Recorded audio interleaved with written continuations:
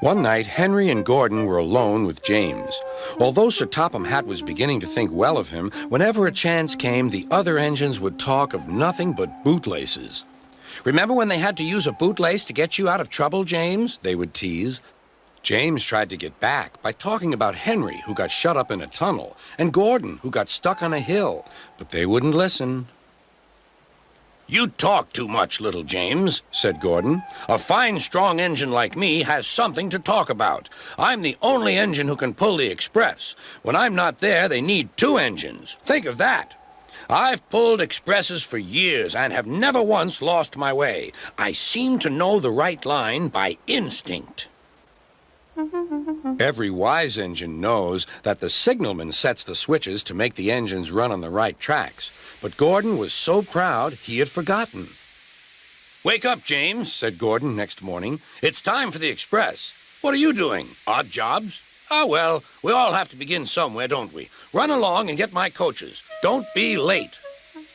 James went to get Gordon's coaches. They were all shining with new paint. He was careful not to bump them, and they followed him smoothly into the station singing happily, "We're going away! We're going away!" "I wish I were going with you," said James. "I should love to pull the express and go flying along the line." Gordon, with much noise and blowing of steam, got ready to back onto the train.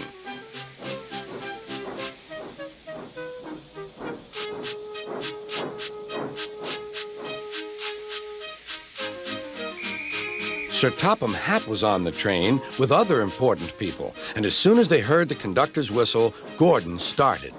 Look at me now," he puffed, and the coaches glided after him. "Boop, boop, boop, boop, boop. Goodbye, little James. See you tomorrow." James watched the train disappear and then went back to work. He pushed some freight cars into their proper sidings and went to fetch the coaches for another train. James had just brought the coaches to the platform when he heard a mournful noise. There was Gordon trying to sneak into the station without being noticed. "Hello, Gordon. Is it tomorrow?" Gordon didn't answer. He just let off steam feebly. "Did you lose your way, Gordon?" "No, it was lost for me. I was switched off the main line onto the loop. I had to go all round and back again." "Perhaps it was instinct," said James. All the passengers were shouting at the ticket window, "We want our money back." Sir Topham Hatt climbed onto a cart and blew the conductor's whistle so loudly that they all stopped to look at him. Then he promised them a new train at once. "Gordon can't do it. Will you pull it for us, James?" "Yes, sir. I'll try." So James was coupled on and everyone got in. "Do your best, James," said Sir Topham Hatt. Come along, puffed James. You're pulling us well, sang the coaches. Hurry, hurry, hurry, puffed James.